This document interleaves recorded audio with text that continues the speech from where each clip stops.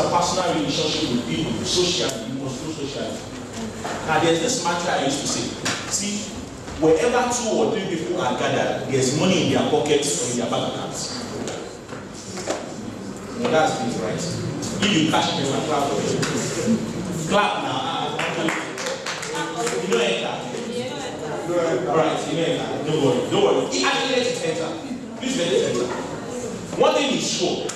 The money you are looking for is in somebody's hand. Okay?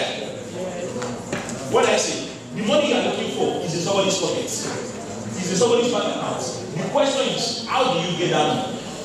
You need people to get money. In fact, what you need is not money. What you need is people. The money is in the number of people that believe in your products, that like your product and trust your products. Are we together? So that is into the KLT. So when you are dealing with people, there's one thing you must keep in mind, and that is what I call the KLT. People must know you, people must like you, and people must trust you. I think that's what I'm saying. Alright? The KLT. People must do what? They must know you, they must like you, and they must trust you. It's not about who you know, it's about who know you. I would say now. So if you know this person and they don't know you, voila. You say, I know my guys and they know me. I can enter Mama's office anytime. You cannot. I would say now. I can enter Brandon's anytime. You cannot.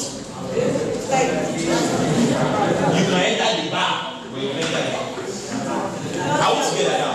Now it's not about who you know. So do people know you? Do they like you enough? And do they trust you? Please let's welcome Dr. Amor. Alright? So we're going to be learning from them in the short round. So quickly. Are we together? One last please. Alright? So do they trust you? That's the pinnacle of business. That people trust you. So not that they know you and they like you. They like what you offer. They like who you are. They like the identity you are presenting to them. Alright? And then the last one is that they trust you. When you tell them, this my service is 50,000 naira and I'm going to deliver it to you in the next 3 days, they don't doubt. They don't say, hey, send me your picture, do video call. Why? They trusted you. I won't spell that. Now, and the third one is, alright, you must take care of your physical health. You must go physically. Alright? You must go physically. You know, this is highly underrated. And I say it over and over again. I say it over and over again. Thank God my doctor is here. Maybe I let the hard way. You know, sometimes you think you are enjoying life. Whereas it's life that is enjoying you. You are chopping the life of your head. Whereas it's life that is chopping your head. So you must take care of your health.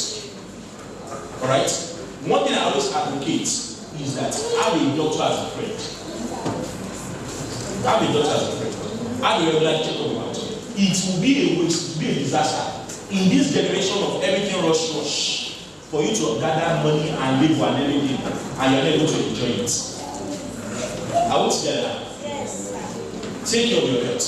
There are a lot of people that just sleep and they don't wake up. It's not because God take them. It's the hypertension that takes them. It's the hypertension that takes them. And it starts from basic things like this. Little stress, depression. Alright? You need your physical health. You need your physical health to be able to excel. You need to be able to maintain your strength.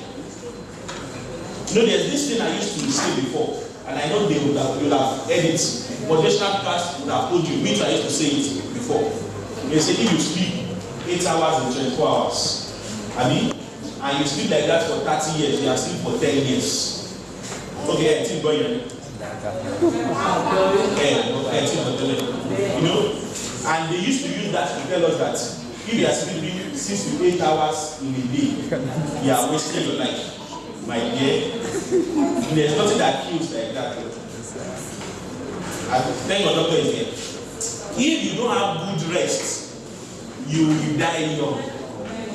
That's the truth. So they use those things to motivate us. So we start, I must not sleep.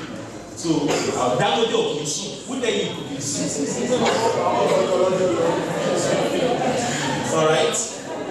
And then because of our time, the last point is the spirituality.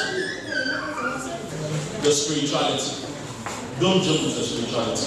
See, I believe this so much, is that life is as spiritual as it is physical. Alright? Even Plato said it. He said there's a sixth sense in man, and that is the sense of faith. There's a God factor in everything we do. Whether you are a Muslim or you're a Christian, whatever it is, there's a spiritual factor as going on you. So don't joke with your God. Okay? You know, there are so many people. Alright? You may just be working. Unfortunately, I think it's becoming rampant naturally these days of Yahoo guys and all. We are getting more sensitive to the spiritual part anyway. At least they use girls, they use guys. Even the so-called, I think recently in Abuja now, this Ajayi guy, the so-called gospel musician. Abi?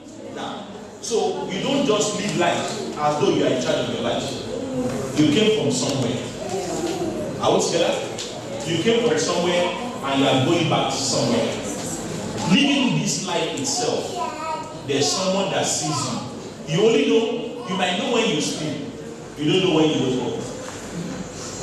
You don't know whether you wake up or not. You can take, you know, doctors and all of them, they have sleeping pill. They don't have waking up pill. There's one person that wakes you up, acknowledging in all you. And that is, thank you so much.